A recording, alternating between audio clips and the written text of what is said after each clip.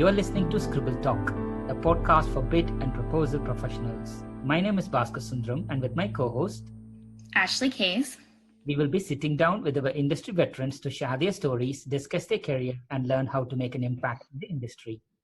Today's guest is Wolfram Searing. Wolfram has more than 26 years of experience in business development, sales, and sales support with national and international clients. Wolfram owns Shipley GmbH, Searing GmbH, and co-founder of BidBox GmbH, registered in Dusseldorf, Germany in 2011.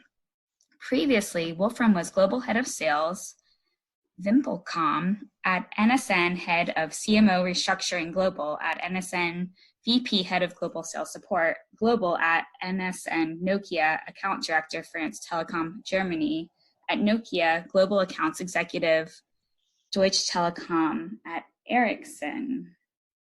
What a mouthful. Wolfram was also led diverse workshops on capture and bid management, as well as on writing winning proposals and implementing successfully processes in defense, aerospace, telecommunications, and transport sectors.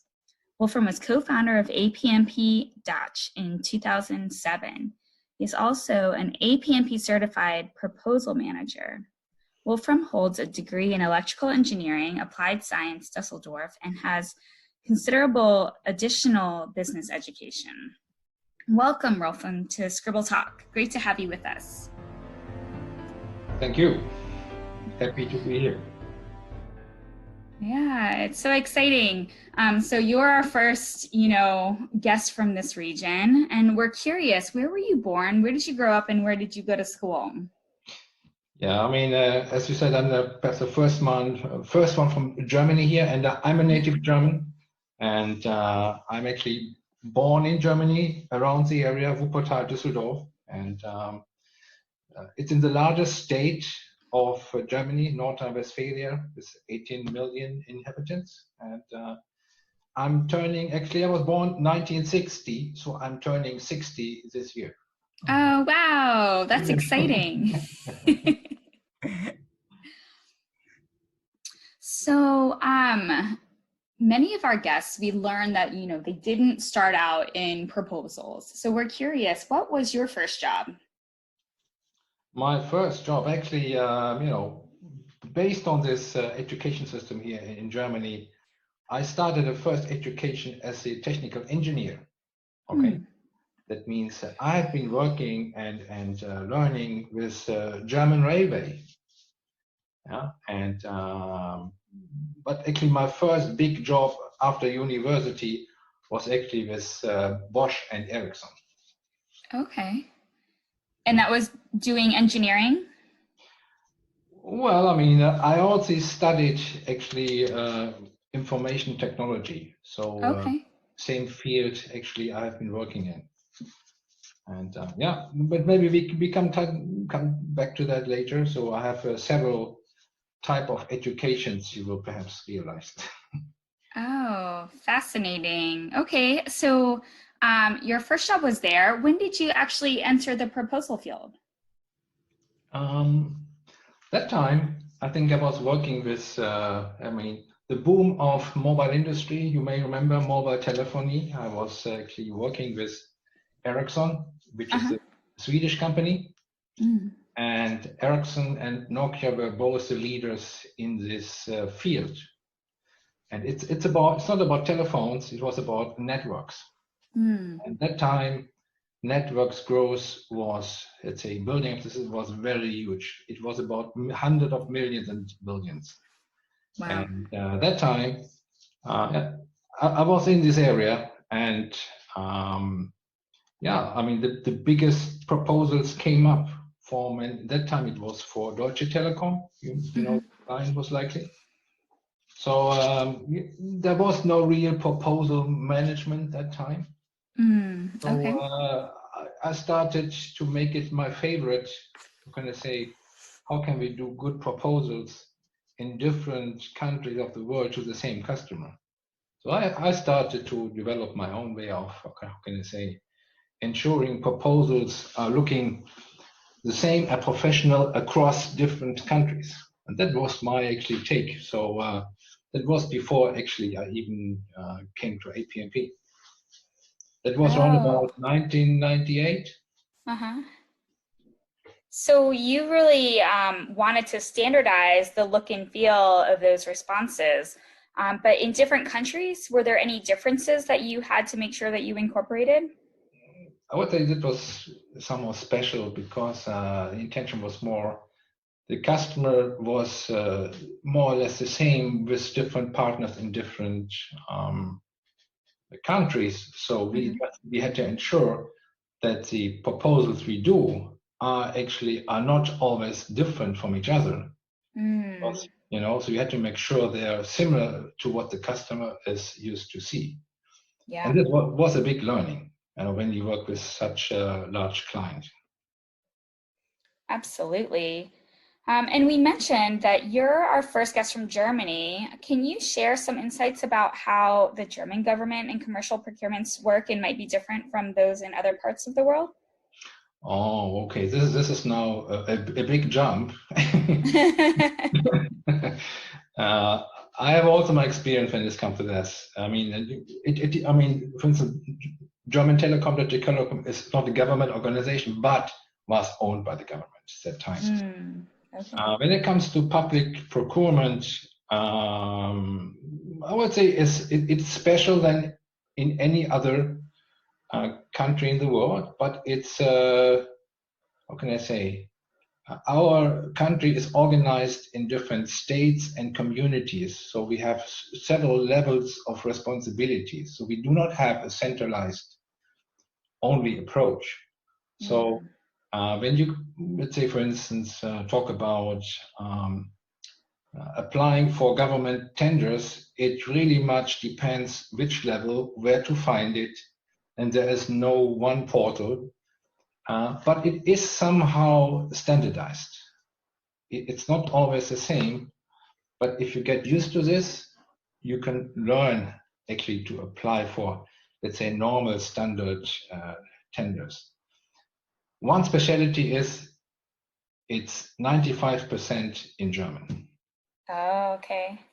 So, and that's, by the way, one reason companies are asking for help.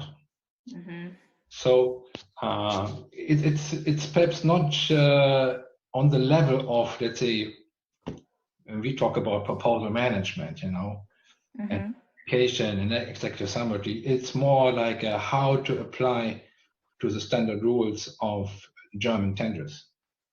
And it's not easy.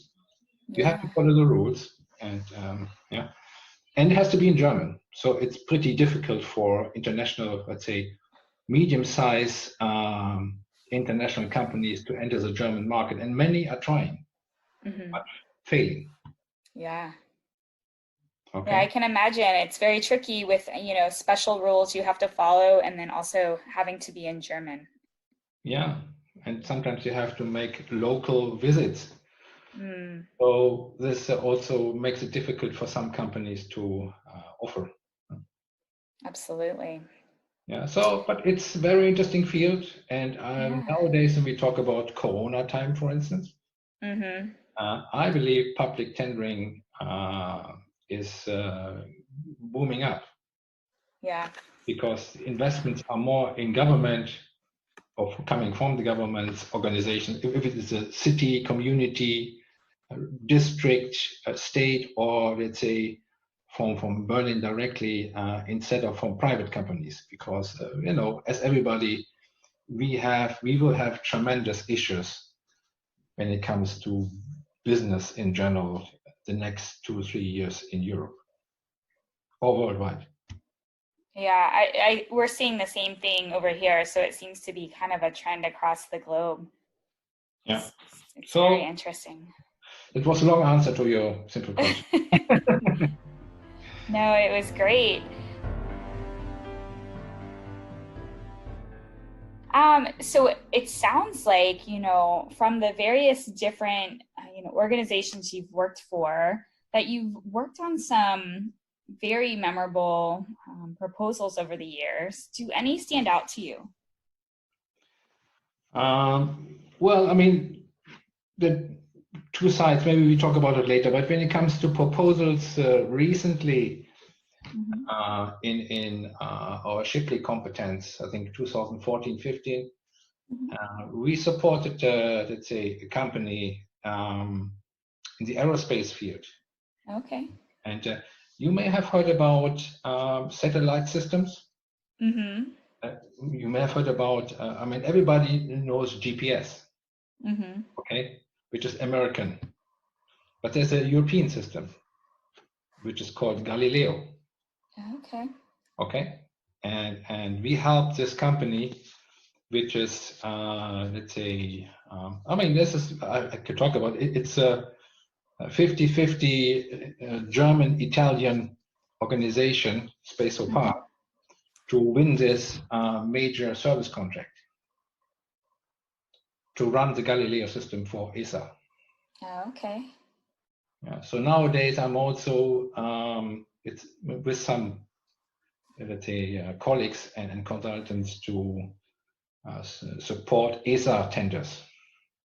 Oh, wow. I bet that's very interesting work. Yes, agree. I didn't know that time. Actually, it had to be done in a very short time frame. I mean, they called, well, they called for help. They called Shipley for help. Yeah. Yeah, and we immediately jumped in and you know, tried to do the best we can do in the short time frame. Absolutely. Yeah, those are always fun ones to support. Yeah, but this is, yeah. Go ahead. No, I'm just saying this is from, how can I say, European customer point of view. Maybe we can talk about that, but I think I have some bigger other, I mean, you know, I have been in this industry a long time when I worked with Nokia. And there's a lot perhaps later on to talk about, but maybe we leave this for later. Okay, if there's another one from earlier that stands out, you can share it. Go ahead. I mean, we are Shipley Germany, but we support also other countries. So one, again, aerospace field, Telespazio. Telespazio is the Italian, you know, organization. So we have been in Rome, for instance. Oh, wow. And during the hot season and training in Italy before the Corona crisis, by the way. Yeah. Yeah, and well, it's completely different style of doing, let's say, seminars, for instance. It was not the proposal support; it was the training, and you know, so trainings are different in Italy than when you do it with German participants. Okay, how is it different in Italy?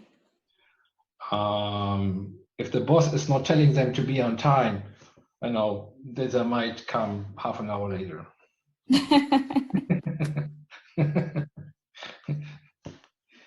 Yeah, that's it. Okay, just a different culture, yeah. Yeah, a different culture, and but we had seminars are always fun. So absolutely, yeah, I love the Shipley seminars, and I've obviously never been to one in Germany or Italy, only the US, but they're quite good. yeah. We teach in English mainly, by the way. So sometimes it's when required in German, but our clients are international in Germany. So they have to apply for international contracts. So they have to write in English anyway. So it's mainly English then, which is different from the public tenders we talked about earlier. Yeah, definitely. Yeah, so you have to have multiple skills in the team. Yeah, wow.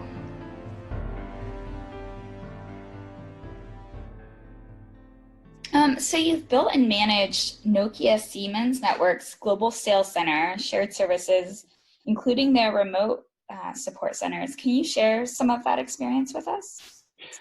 Yeah, I mean, I think you talk about this CSSC, so the center, I mean, bit factory, perhaps we can call it. Yeah. I would call this is something actually you do only once in your life. Yeah. So, you know, you may know when people talk about bit factories, they may talk about 10, 30, 40, 50 people. It's then big already. But actually, I had the chance to develop, design, and establish a centralized proposal center for Nokia Siemens networks. That means from zero, from scratch. Wow. Okay, and the main reason was we are doing the way we do it right now is too expensive. Okay. And this was globally. Yeah. I think that time, the company had 80,000 employees. Yeah, so I started to develop this, the idea. I was, let me talk a little bit about it if you're interested. So yeah, absolutely. yeah, so it was developed with some consultants, and we called it Bit Factory. And my role that time was already, I was head of, proposal management in the, let's say, global organization. And I did the concept, and then I was actually trying to hire a person who was setting this up. And I had a couple of interviews, and after some time I decided, no, I think I need to do this myself. So I asked my managers, top managers, let me do this, I establish it, and we can now move it over to somebody else. And that's the way it started. So actually the center was actually built in New Delhi. Oh, wow. Or say concrete, let's say the neighboring country, let's say state, Gurgaon, Haryana. And so we started there, but that was the headquarters of it. So we had to support different languages in different regions. So we decided to build satellites in Beijing, in Mexico City, and in Ukraine, Kiev. So we can cover. So we can cover time zone and languages. Yeah. So we did not build anything in Germany because it was too expensive. Oh, wow. So you see, I can talk a lot about this. It was a very, very interesting time. And I've been living there for 4 years myself with my family. And I made great friends over there. And we were operational after, let's say, 4 months on a small scale. Of course, not just 500. We had 50. Yeah. Yeah. So I think a lot can be learned from how building this proposal centers. It's not just the process; it's the people whom you hire. So we had to do thousands of interviews. Wow. Yeah. So yeah, and I did this for 4 years, and then how can I say? I went back to Germany, and it's pretty difficult to find something more challenging than this. I can imagine. It sounds like it was very successful, though. What advice would you give to a bid leader trying to do something similar for their organization? To call me. Yeah. Yeah. I mean, this would take most likely hours, to be honest. I mean. Oh, yeah, I can imagine. It sounds quite complex. It's really complex. It's about people, process, place. India was well suited for English. Of course, we had to look into the wages, the cost, etc. So mix of it. So, and then it still has to work, and it has to. Maybe one point is here. It has to be an integrated part of the sales organization somehow. It's not standalone. And this is, of course, you have to deal with all the sales organizations around the world if you do this in such a way. Right. And I think you had to be. And I remember competitors were trying the same in a similar place and were trying to hire people for my organization. Uh-oh. I think many of them did not succeed. Yeah. It's not as easy. Okay, but I can't tell you all the secrets, but I can only say it was really, I can say, a great experience, not only building the center, but also living in India. Yeah. What is your favorite memory from living in India?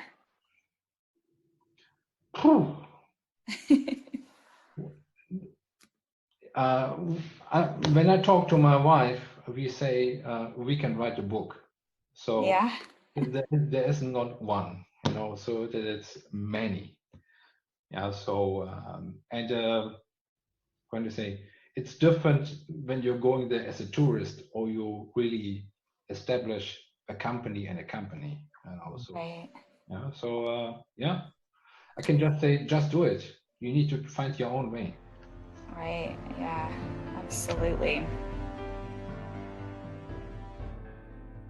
So you mentioned maybe a little bit of the differences perhaps between training in Germany and training in Italy, and how, it's, a little bit memorable when, people just show up 30 minutes late. Do you have any other memorable training experiences? You mean in general? In general, yeah. Like maybe one that stands out, or like a fun trip, anything.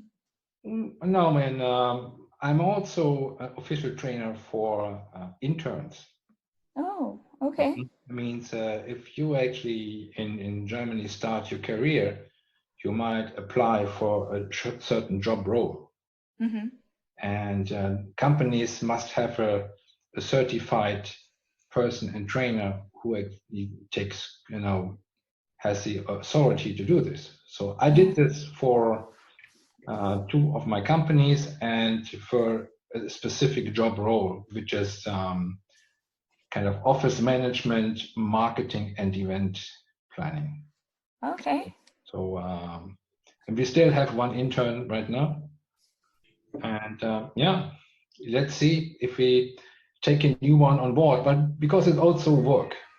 Yeah. Because they're young, you have to take care of them, etc. And it's not so easy.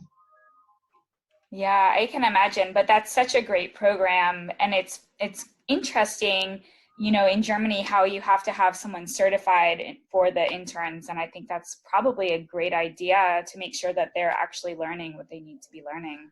Yeah, and so many people do not study immediately in Germany. So Okay. they first take this education takes roundabout in average 3 years. So it's practical and theoretical education. And then people can still decide to study.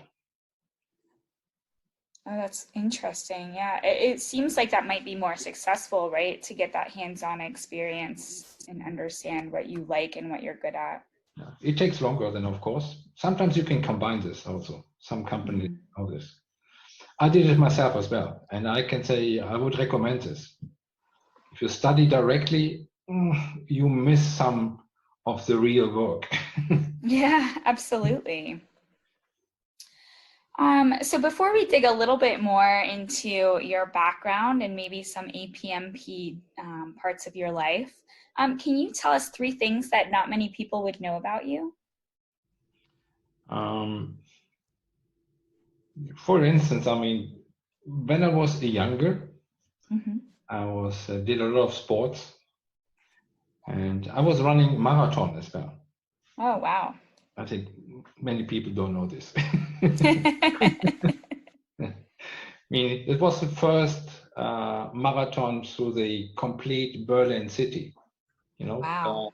The East and West were divided, East and West Germany, and Berlin as well. It was the first one after the opening of the wall. And that was my first and last marathon. A memorable one, though, for sure. Yeah, but I tell you, I will not do this again. Yeah. And then, I've been a football player as well. Wow. Until I was 27. Then I stopped it because you can't do this and study at the same time, no time. Yeah. So nowadays, I scaled down with sports a little bit. But yeah, and I think my, let's say, international life, many people don't know. So I've been traveling around the world for those companies. So I know many places, not only India, also in Asia, US, and in Europe, of course. And I'm a very international German, I would say. Yeah, it sounds like you've been to some really cool places. I'm sure Bhaskar will dig into that a little bit in his questions. So, can you share a little bit about your entrepreneurial journey in starting Shipley GmbH, and how did it begin, and your journey so far with it? Yeah, officially I started with Shipley in 2014, Okay. but long before, when I still was working with Nokia Networks, Mm-hmm. I had already in mind this proposal stuff is somewhat interesting. So this is something I can do later. Mm. So I started doing presentations. I planned to write my book. I did not complete yet. And then I decided, okay, let's say start with some business in parallel to what I'm doing. So I found, let's say, a colleague, Mm-hmm. and we founded Bitbox GmbH already in 2011. Okay. Which was, and we were looking into, okay, this APMP stuff was not well known in Germany, and I thought it would be a good idea to bring this in and Germanize it. Mm. Yeah. Yeah. Very tricky, I realized, because I could forget all these English words. So and the stuff sounds a bit strange in German, So proposal management, or it's a bid manager is an Angebotsmanager. This Huh. sounds very dry and complicated, And Yeah. business development means Geschäftsfeldentwicklung. Again, you see, so that was the approach, and we had some success that time. Yeah. And do it in German, but it takes time to establish a brand. And Yeah. as I have been in the US, or let's say on APMP US conferences as well, Mm-hmm. and I met a couple of people. By the way, I met Howard at that time already. I met Steve Shipley, Oh, yeah. Larry Newman, and yeah, then it just turned out, let's say, a couple of years later, we just met and I said, hey, shall I do this for you in the German-speaking market? And well, so I did. Of course, I mean, starting a company is always, you need to have some investments. You need to do your own investments, And then I started 2014. And I don't know if people remember, there's Shipley Limited in the UK, and they're very successful, and they also covered part of the European territories. But it's impossible to do this all from UK. So I took over the German-speaking part, Poland, and some other countries as well. And yeah, that's the way I started. And I would say the good thing is, I tell you, sometimes people talk to each other and somebody asks for help. Can you know somebody who can help you in the area of proposals? Then somebody most likely will say, hey, why don't you call the Shipleys? Yeah. And that's the way it is. So Yeah, that's great. I'm very happy to be part of the family. And what Shipley developed globally, I have to say it's impossible to develop in short term when it comes to intellectual property. And of course, now the world is more digital. Yeah. But this is also embedded now. And yeah. So I developed step by step the German-speaking market with focus of Germany, of course, because it's the largest business in Europe. Okay, yeah, that makes sense. And started with international clients, of course, like Siemens, defense companies, Rheinmetall, and also everybody who goes on international bids. Yeah. So I'm sure that to support all of these large international organizations, you must have a great team supporting you. Can you tell us a little bit about your team? Let's say 50% I work with consultants, which are working with me for a longer time. Yeah.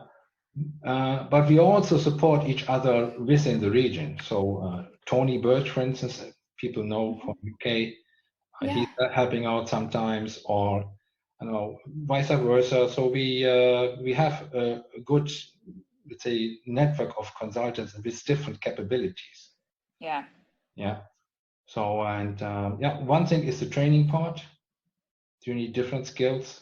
And then you have the more consultants, which are bid managers working in the bids for a longer period of time. Yeah. So of course, I do a lot of the trainings. I do less myself projects because I don't have the time for this dedicated time. I could do perhaps one.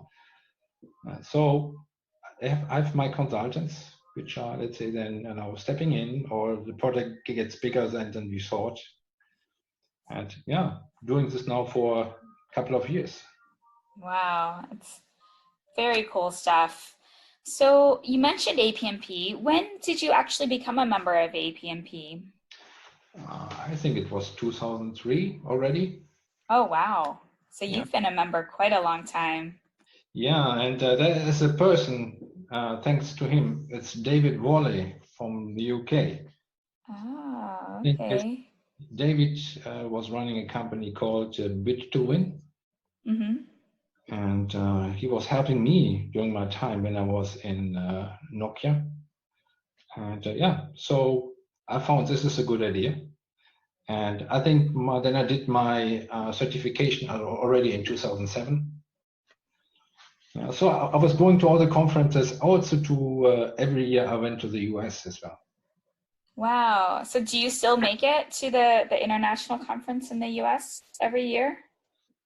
Not recently, but I went to a couple, and I even had, let's say, was a speaker on a couple of conferences in the US as well, and also in UK, by the way.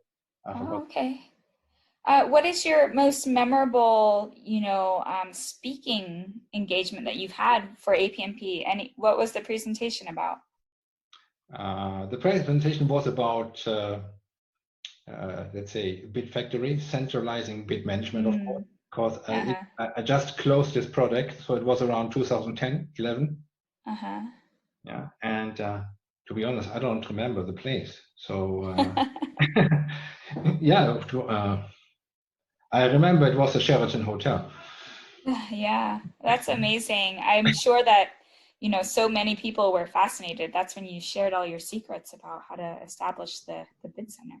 Yeah, it was 2011. I mean, now everybody, of course, has an idea about, let's say, bid factories and so on. But that time it was pretty new experience. And actually, I shared all the insights you asked me earlier. So how you do this, how can you structure this, how can you start?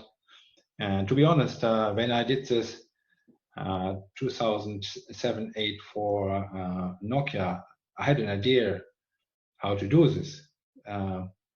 It worked out, but I didn't know. When I came back from these conferences, I realized there's no APMP in Europe except UK. Okay. Yeah, and I think, why don't we do something for the German-speaking community? And I was talking to the guys. I was just writing the papers, and there were certain requirements. So I took my Nokia Siemens Networks team as the first members. Oh, wow. In first conference was in Munich. And I think I still have the old, let's say, papers and material here in my cupboards. So and then, I mean, unfortunately, my challenge for India started. a year later. Your So, challenge for, oh, so for opening the bid center? yeah, exactly. So I was still running this and for the IPMP DACH.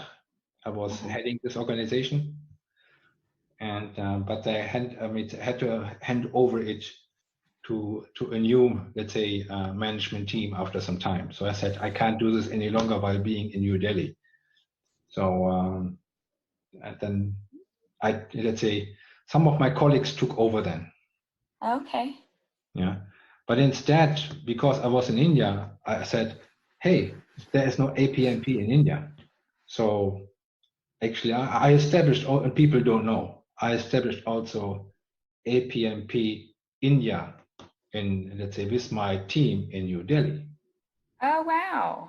Now it's headed by completely different people, which is fine, and it's differently organized. But the first initiative actually I did with my managers, and then we did also the LinkedIn stuff, etc., etc. So, yeah. Oh, that's so great. It sounds like you've been, very instrumental in, spreading the word and establishing APMP kind of globally, right? Making sure that your teams were using best practices. I just did it because I found it a good idea. There was no, other reasons for this. Just I think let's do this, makes sense. Yeah. So. Yeah. That's a great transition over to our round with Bhaskar, where we have some surprise rapid fire questions.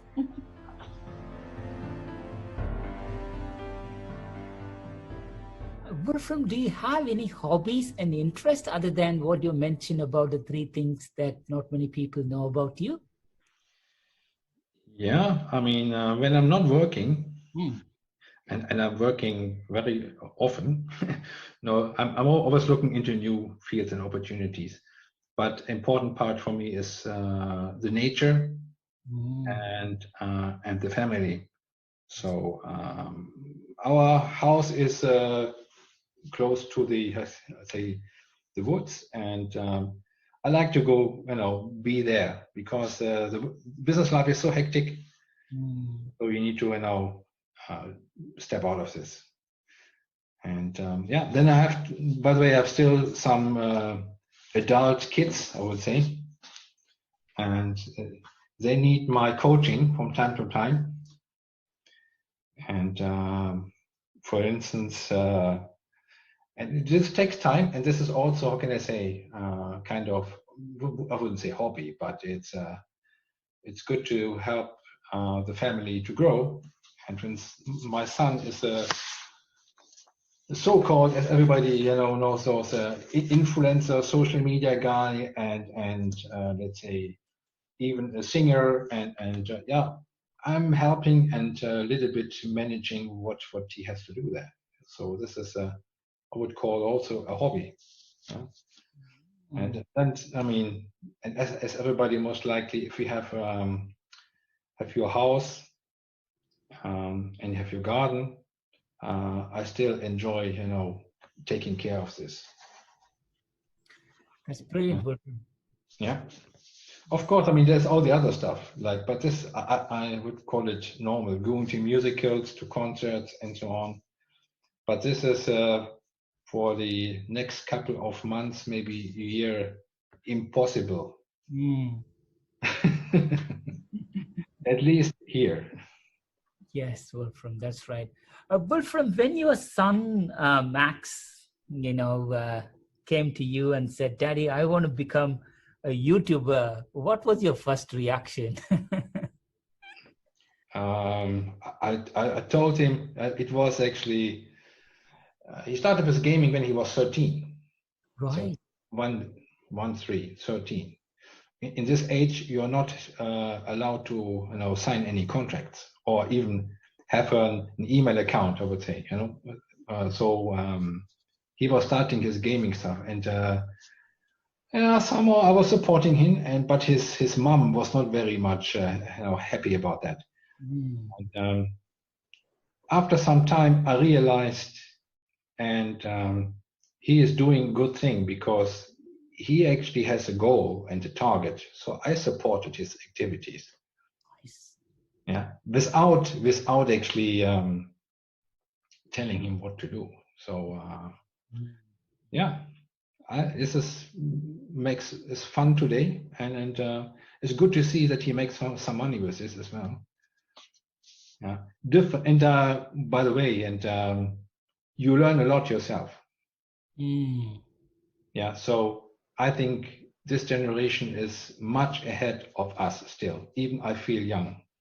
Yes. Yeah, but the way they communicate, there are different tools I even wasn't aware about. At that time it was TeamSpeak, Twitch, etc. And by the way, he is holding his session in another room right now. So he's doing streaming during the night, all this kind of stuff. So everything which is perhaps a little bit crazy. Got you. I think it's amazing how you can get the balance of both worlds, the online world and the proposal world, and the peace in going to the woods and then going back to watch music. Yeah. It's sometimes, I agree. It is somehow sometimes, it sounds crazy, but you may hear, I love this way. Okay, so, and then I have to do, let's say, support my clients independent. If it's Friday, Sunday, Monday, I don't care.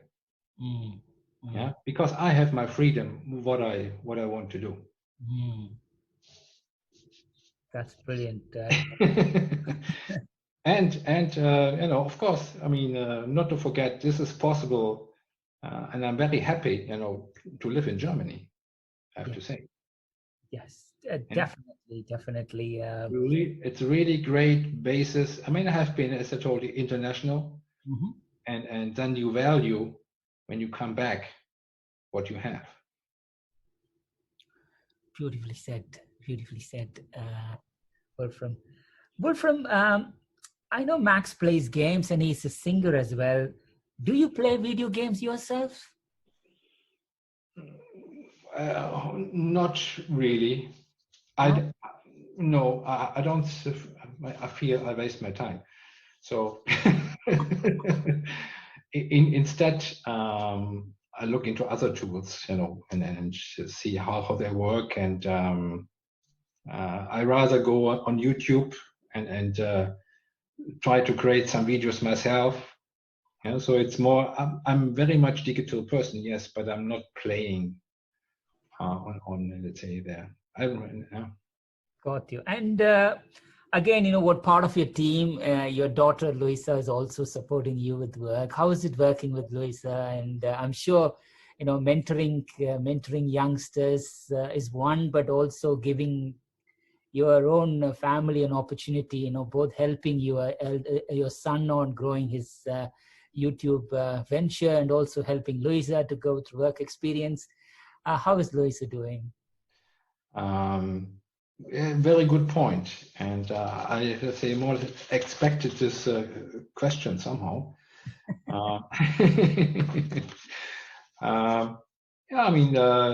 She learned the proposal world while working, let's say, in one of our companies. Yeah, and but she is still, and this is I have to say, maybe she did an excellent exam in her first round. She's still working and studying, and she understands proposals, German and English. So, of course, working with your family, relatives sometimes is not easy. You have to have special skills, and but she is doing great. If she would have more time, she could actually write the proposals already herself. Yeah. So yeah, and how can I say? And Max is also doing his education, by the way, in our other company now. But I think he is more famous than I am. Really. I can imagine.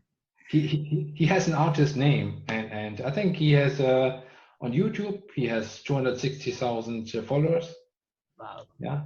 I think on Spotify his let's say one of his songs is over 300,000 streams. So he is doing his job, and yeah. Oh, So for me, it's as you said, I mean, working with the family is sometimes difficult, but I think this is perhaps also a recommendation. Why not doing it when you can do this in your life? Yeah. That's beautiful, Wolfram. And you know what? It's you're so blessed. You're so blessed.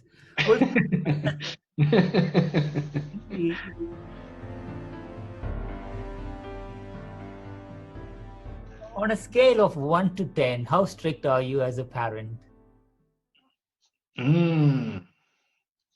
What is the most strict? 10? Yeah. I would say I'm not listening to my kids, but I have my rules. Yeah. Meaning, if there's a good reason, I'm open to negotiations, per se. So I'm not always strict, but it's your, it's your relatives. Yeah. So it's different when you work with your family than with, let's say, externals.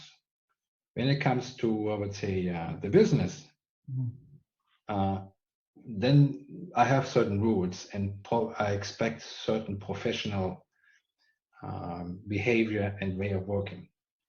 This applies, of course, also to my private life, I have to admit.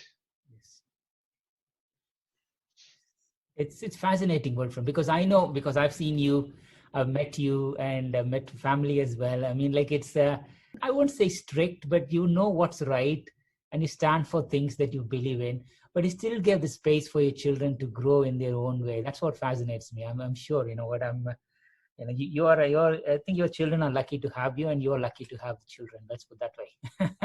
Absolutely. Yes. And yeah, and the point is, I mean, I know what I want, so I always have my targets. Yep. Perfect. So what song do you sing only when you're alone, and what memory does it bring back? Do you sing a song on your own when there is no one? No, really not. I even don't sing under the shower. So I rather, let's say, watch those ones on YouTube, or let's say hear them on Spotify. So I have my favorites. Many of them are, let's say, German, meanwhile. Yeah, young German talents. And there are a lot of them. And yeah, but of course, I also belong to the, let's say, Rolling Stones time, etc. Yeah? Of course. Yeah. But I adjusted very much, and this is due to the kids, definitely. They have a big influence on me. I can imagine. I can imagine, especially, you know, Max being a singer himself. You know, it does kind of influence you. You know, like what the latest in the industry. I was hoping at some point you and Max will be singing together in Das Super Talent or something. I think maybe I would do this, but Max would say no way. You know, you need to. I mean, he sings the text of the songs he does are in German, but it's a kind of German rap songs somehow. Right. So yeah. Okay, that's interesting. Yeah, but please search for Phazon, Fazon, Phazon. Phazon, definitely, and I'll put the link to the YouTube channel as well, part of the podcast. Yeah, great. We'll do that. Are you a morning person or a night person? I'm definitely a morning person. Wow. Definitely, because I like.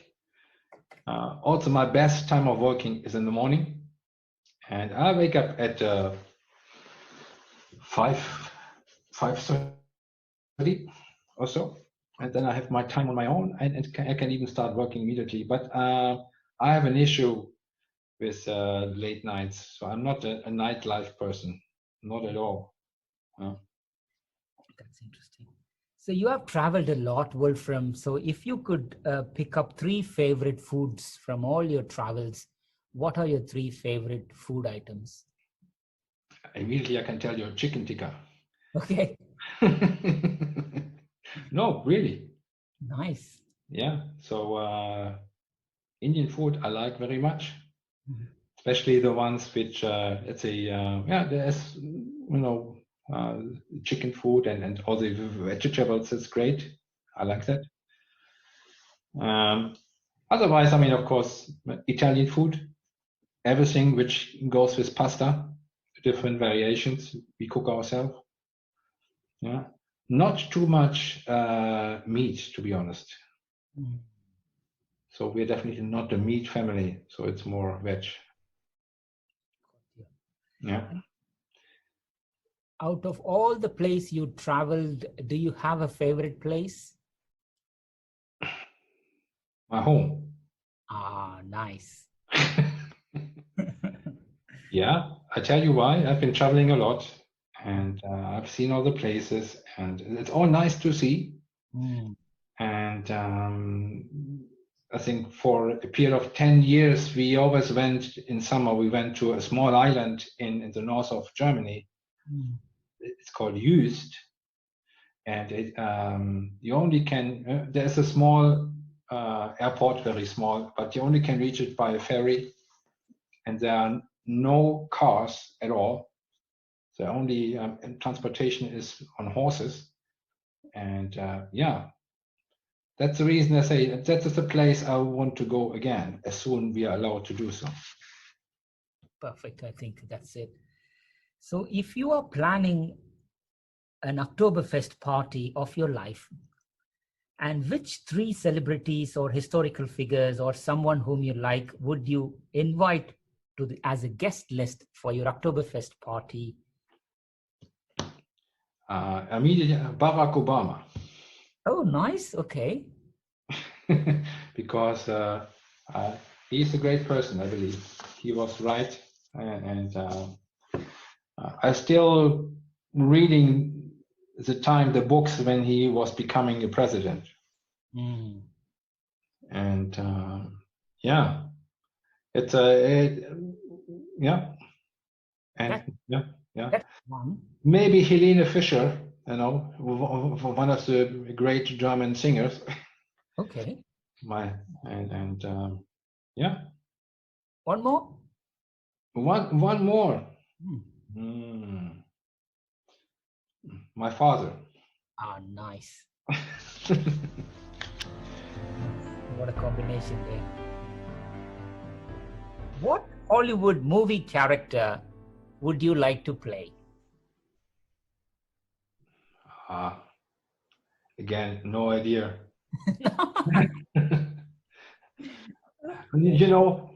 I play myself all the time, Nice. and you can hear perhaps from our discussion here. I like what I'm doing. Mm. Yeah. So and I just want to do more of it. That's nice. So the last one is, name one thing that really makes you angry. If somebody is not following the way I want it. Oh, that's okay. Any listeners, don't do that to Wolfram. Please do follow. That's nice, Wolfram. And okay, so who's the kindest person you know? The kindest person I know, of course, my wife. Yes, I was expecting that. Can you share why? I mean, she was. You heard about my business life so far. She was with me all the time. She was. I was in Delhi with my family. She was supporting me all the time, and we had a lot of difficult times, of course, being international and abroad, and yeah. So we still do a lot of things together. So I'm really happy, and yeah, maybe it's time to pay back now. 100% Wolfram. You shouldn't wait. Straight after this thing, go and that's brilliant. Who are the people who have been the most influential in your life and career? Yeah, I also thought about this, and but I need to tell you, I mean, maybe my father, but I don't have anybody actually I would say he was influential to me. It sounds strange perhaps, but I always did and tried what I thought or had in mind. So my father also went to the US when he was younger, and so he was living in Chicago. So maybe he gave me this international, stuff. Got you. So what have you observed lately, because we're all in COVID crisis, that reminded you that people are kind and good? Yeah, very interesting topic. It's about what is really important. Yeah, and what is really not important at all. So people should take care of each other. And do we really need this big festivals and parties? No, we don't. That's my opinion. We should more take care about the really good stuff, like how we develop, let's say, the world to a better. If it is health, if it is nature, so do something professional instead of just having fun. That's my turn. That's brilliant. And the final one from me is, what's the biggest lesson life has taught you so far?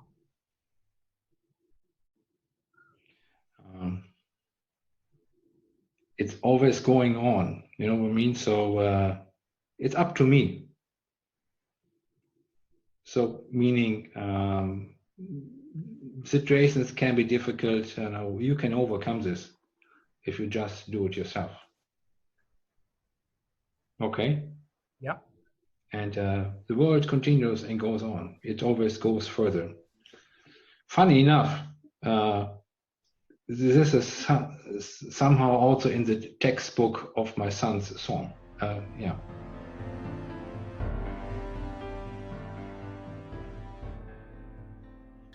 Looking back, what's one thing you wish you had known when you began your career? Nothing.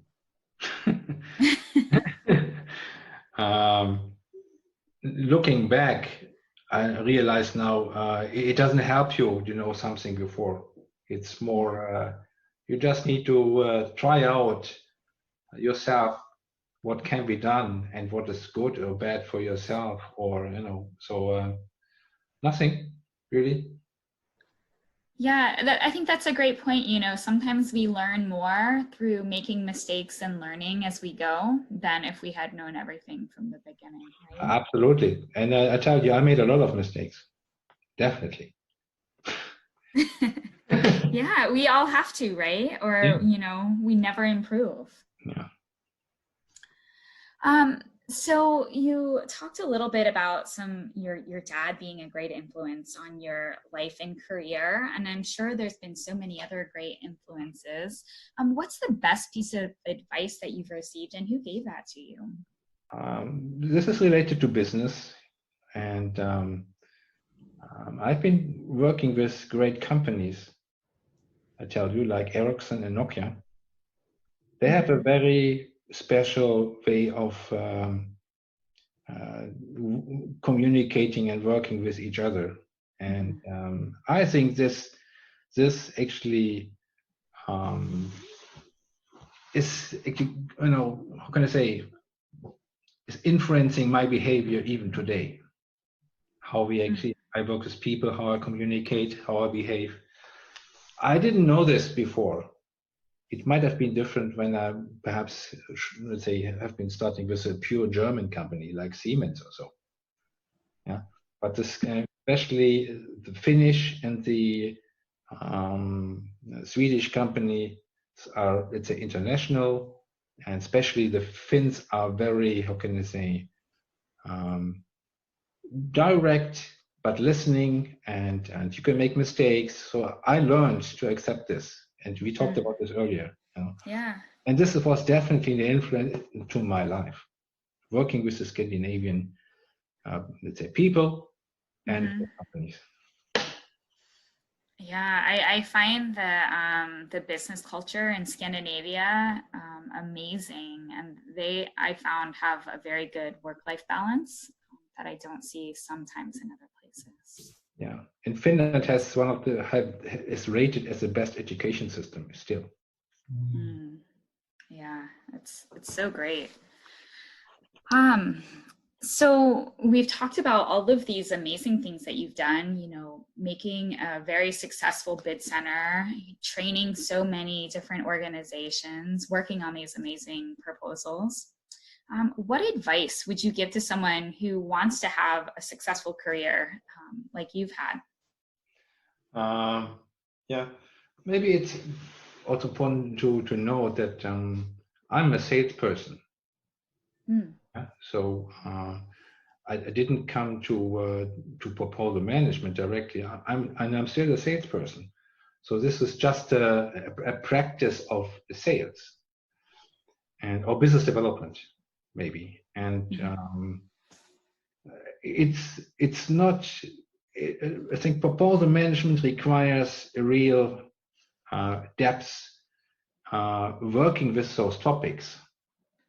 It's not just an Excel sheet, you know, and following up the task. It's more living, understanding the world of business, and then you apply your proposal part on it, and then you will win more business. Definitely, I'm believing in this. So this is my personal vision. I fully believe in this. Yeah, and that's the reason when I do the training, I love face-to-face training. You know, I will do now, let's say, a couple of online trainings, which are, you know, okay, we have to do this, but, you know, doing live trainings and showing the passion, that's important for me. Oh, absolutely. And it's so important to understand, you know, the full business impacts and the sales cycle and how that plays into the proposal. So couldn't agree more. So we've already talked about everything you've done so far. What's next? What are you looking forward to in the future? Yeah, good question. I will definitely not retire. So, yeah, I mean, I think what we have to do now definitely is, I mean, short term, we all have to work around the health crisis right now, which affecting heavily the business. Yeah. So, and next for me right now, short term is say adjusting the way doing business. On the other hand, I still want to share my knowledge and also have more, let's say, partners and consultants working with me. So I wouldn't say I would do less, but say I can concentrate on something else. Yeah. So I still want to grow this. That's my point. Absolutely. Yeah? I'm looking for the right fit of consultants, partner, people, friends. Have the similar approach that I am. Oh, that's great. And you mentioned you started a book. How are you? Any plans to finish that book? What?